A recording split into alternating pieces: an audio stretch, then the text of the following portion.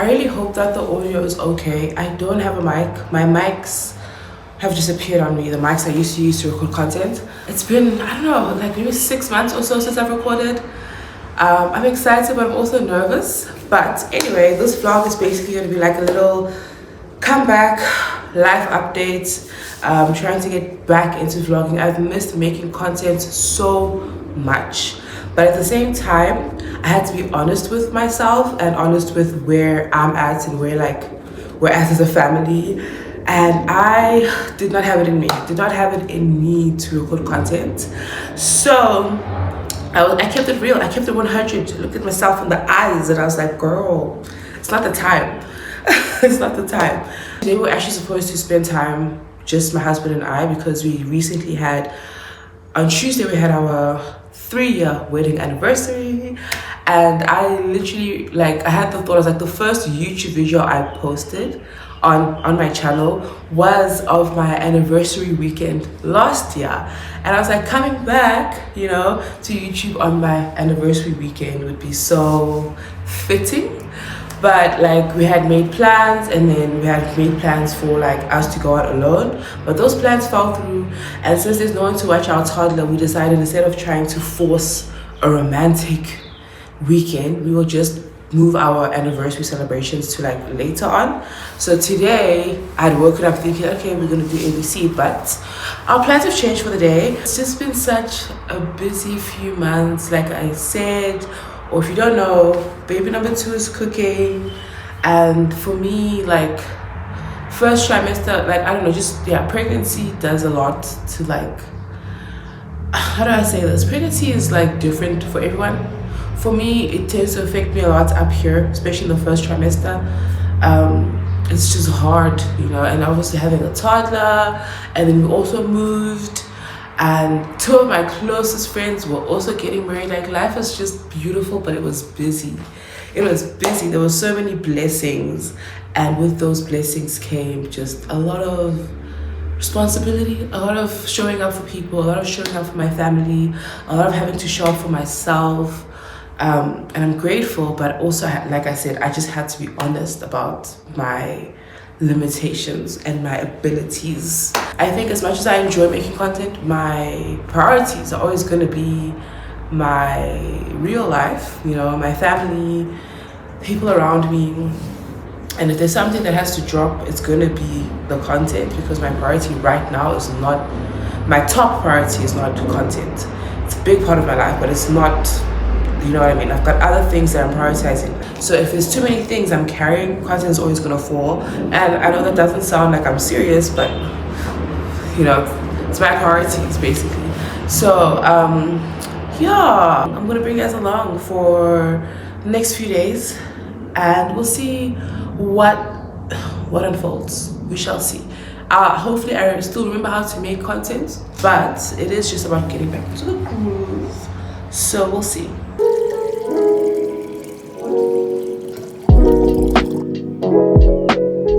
It's many hours later. It's like 3:30. We are currently getting ready to head out to the mall. One thing I love about Mall of Africa is that it closes at 8 p.m, so we're not in too much of a rush. The day went by so quickly, but it was such a nice, like, relaxed day, especially because last Saturday was actually a chill Saturday, but the Saturday before that, and for like 6 Saturdays from that Saturday 2 weeks ago, if you get me, we have been so busy. Like every Saturday we had something. It was either moving, it was either a wedding, a white wedding, a traditional wedding, or just a family function. Every single weekend was just jam-packed, and I am tired. That, with being pregnant, with moving, with everything, has just made me so tired and really just miss the boring days. I want to do like a big shop this weekend, and I've divided it into 2. So half of the big shop will be today and another half will be tomorrow. And then hopefully at the end of this weekend, I've got all of my essentials for the month. It relieves the mental load for me so much, like the mental load of like, do I have this thing? Do I have that thing? Does my baby have this? It's just knowing that I've stocked up on everything is just, it's such a beautiful feeling. I don't know if this is what adulting is like, but just the feeling of like being stocked up, the feeling of like being organized. beautiful feeling. Right now I'm looking at my face and I'm seeing my dark melasma patches, and I'm looking at my neck, and that's something that really bothered me the first time I fell pregnant, was seeing all these dark patches on my skin that just started appearing like out of nowhere, and basically nothing was really helping me with them. And it was really messy with me, because after I wondered if after I had my baby, if my skin would go back to normal, or would I just have these dark lines and like super dark neck. It went away. I was, lo and behold, I was panicking for nothing. And the second time around, I'm definitely more like relaxed about the changes in my body. Like, I see myself getting puffy, I see my nose, I see all of these changes. And not that it's like easy to see yourself transform, you know, into my pregnancy form. Not that it's like, whatever, not that it doesn't bother me. There are times I'm like, damn, I used to be a baddie, like I used to be cute, like what's going on? And I just remind myself that, like, look, the first time you went through this thing, you know, you did eventually find yourself again afterwards, even though it took a year plus. Especially because I only started losing weight earlier on this year, because I only stopped breastfeeding. Like, my body held on to a lot of weight while I was breastfeeding, which is fine and normal and good. I'm happy that it did that, because it allowed me to exclusively breastfeed my child for like a year plus, which was such a big goal of mine. So my body held on to a lot of weight for a year plus. And at the beginning of this year, after I had stopped breastfeeding, I started to see my, you know, I was like, oh, there I am. I started to see myself again. Where I'm like, oh, that's me. I see a lot of the puffiness, a lot of the extra fat kind of like just melting away. And then that's when my body was like, okay, it's time. You know, then I felt pregnant like 2 months after I felt like I genuinely started seeing progress. I felt pregnant again. And I was like, okay, we're back. We're back in this. So it's definitely not easy seeing your body change, all I'm saying. But I think what helps me is just remembering that, like, it's temporary. And it's for I was going to say it's for a good cause, but that doesn't even feel like it's enough. More than it being for a good cause, it's for something so meaningful and so amazing, you know, like having a child, growing your child, birthing your child, feeding your child. The fact that I managed to breastfeed exclusively for a year was because of my body. You know, my body did that for me. So I can't be mad and can't be out here like hating how it looks and like being all like whatever, when it's literally like, bruh, I'm trying to like help you. Like, can you chill? Like, you know? But I feel like that's just part of being a woman. Like, our bodies change so much throughout our lives. Like, it's just part of being a woman. Like, from puberty to like, you know, probably menopause, post-menopause maybe, like, our bodies are just consistently changing. And I think the sooner we get used to the fact that, like, it's not about pursuing a specific body type, but pursuing health, pursuing like being comfortable in your body, feeling comfortable in your body, not because of just how it looks, but because of like what your body can do, how your body takes care of you, like that you actually feel like you are balanced, like hormonally balanced, like mental and emotional health, all of these things. Like, your body is doing a lot. And for you to be like upset that, like, you know, how dare you darken these patches around my mouth, you know, it just feels, well, for me at least, it feels a bit like, girl, come on, you've got bigger fish to fry. There's more important things happening in your life right now than these patches around your face or whatever is happening. Again, not to say that it's like it's not normal to feel affected by it is, but I try to also balance like those negative emotions with the truth of like what is actually happening and why these changes are happening to me, if that makes any sense. So yeah, thanks for coming to my TED Talk. You're welcome. I just put some leave-in, and this is heat protectant because I'm about to blow dry my hair, so I'm trying to take care of my hair better. I suck at taking care of my hair, honestly, but I'm trying. So this is just heat protectant. I'm just not in that season of my life, guys. I'm just not in that season of my life where my hair is like my number one priority. I'm trying to figure it out, but at the same time, I'm like giving myself grace to understand that like life is seasonal, baby. We're gonna grow, we're gonna change, we're gonna get better at things. And if you're not where you want to be, that's okay. You can grow, you can learn, you can change. So yeah, I think social media has us obsessed with always being at a certain point of efficiency, of always being at a certain point. Like, it's like whenever you're not at this place where you feel like you should be, you feel like there's something wrong, when that's just life. You're not always performing at a certain level. You're not always on top of things. Life, like, even, like, guys, that's just not how life is, you know. We need to give ourselves grace and understand that we go through seasons. Like, being in a slump is normal. Like, reaching a point where, like, you know, you can't do X, you can't do Y, it's so normal. It's just part of life. And nobody is, like, performing at 100% for their whole life. Like, that's just, especially women, and the changes that we go through our childbearing years. If you have children, if that's something you want, like, it's something that, it's gonna be a journey. It's gonna be a journey, right? And that's normal. That's okay. It's okay. Okay. Also, before I start blow drying my hair, this is in no way, shape, or form a tutorial. I just told you I'm not good at taking care of my hair. So don't think that, like, oh, I have no idea. I actually abuse my hair, to be honest with you. The things that I put my hair through, y'all, shame.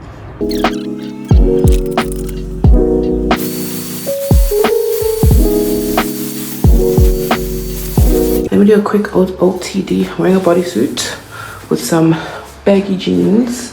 It's hot out, so I really don't want to wear anything on top. Just put my hair back into a ponytail, and I feel like a whale, but a cute one. Okay, bye. Okay, I just want to grab the grocery list because there's no way I'm gonna remember everything. Okay.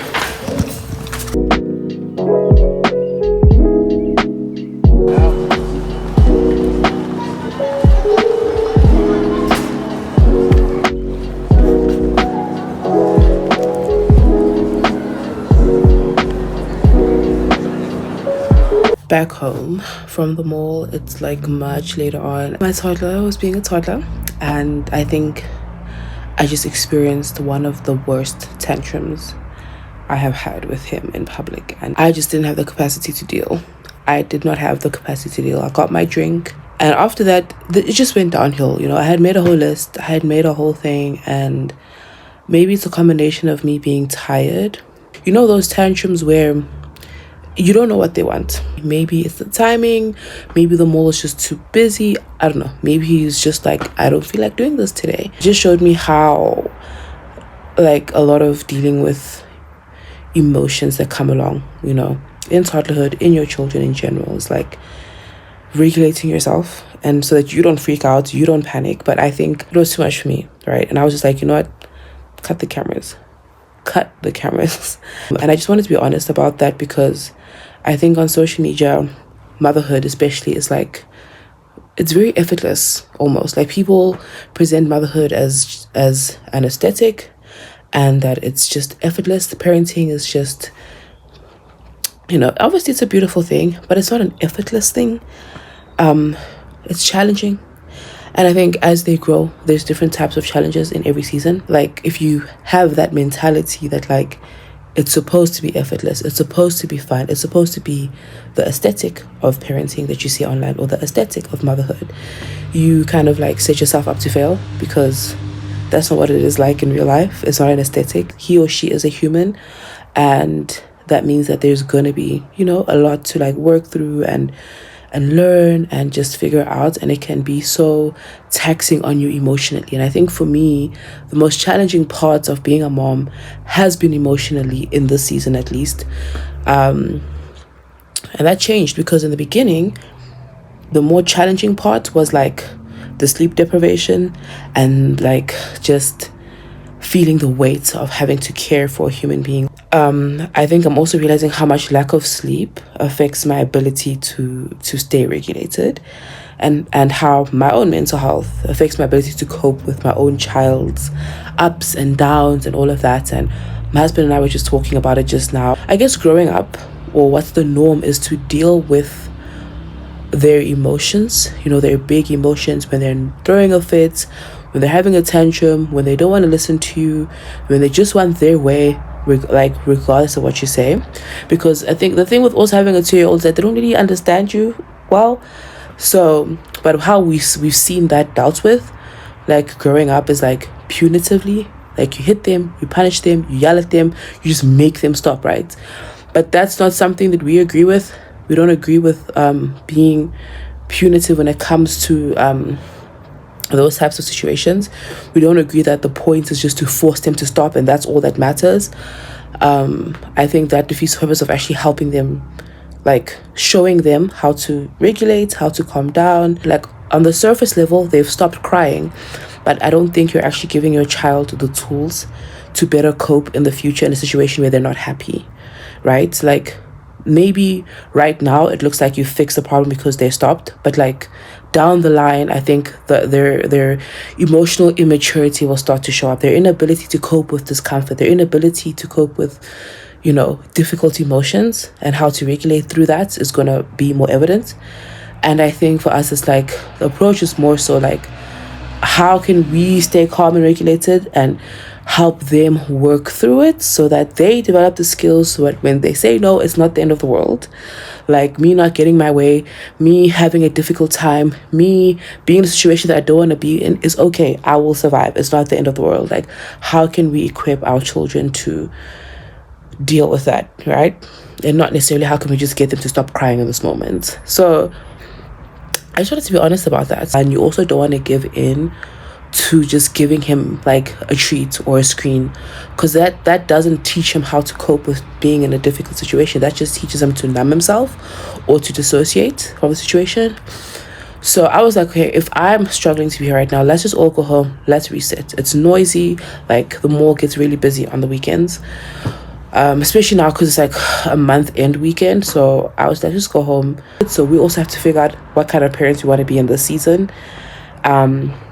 And that's what parenting is. You're learning, you're parenting yourself, you're teaching yourself new ways to cope with emotions and to just be a person so that you can be healthier for your child. You can model like a proper way for your child. Like, how can you expect your child to cope in a difficult situation if you are losing your mind as well? Like, he is struggling, he's crying, he's screaming, and you come and you also scream and you also hit him and you also add. It's like, well, neither of us are dealing with this really well. It's you having difficult emotions and you're yelling, the child is having difficult emotions and they're yelling. So who is actually the parent who's really dealing with the situation well? Who's showing who how to best handle when we are in a difficult situation? I just didn't want to leave that out of the vlog. I just wanted to keep that in and kind of be honest about how the evening ended up going and how it did not go how we planned. We're back home now. Well, I'm back home. My husband and my toddler went out to get food because I'm not trying to cook. And I'm just going to use the evening to just down regulate. And I also think my capacity and my capacity is also a lot more limited because of pregnancy and fatigue, and just I get easily overstimulated now than I did before I was pregnant, which I think is also like, it's reasonable. My body's got like limited resources. So I also know that my capacity right now is much less. Like I don't have the same capacity I had, and that's something I'm also trying to like be cognizant of and not be too hard on myself. I'm trying to balance like being responsible, being a parent that I'm proud of, but at the same time understanding what my limitations are, if that even makes sense.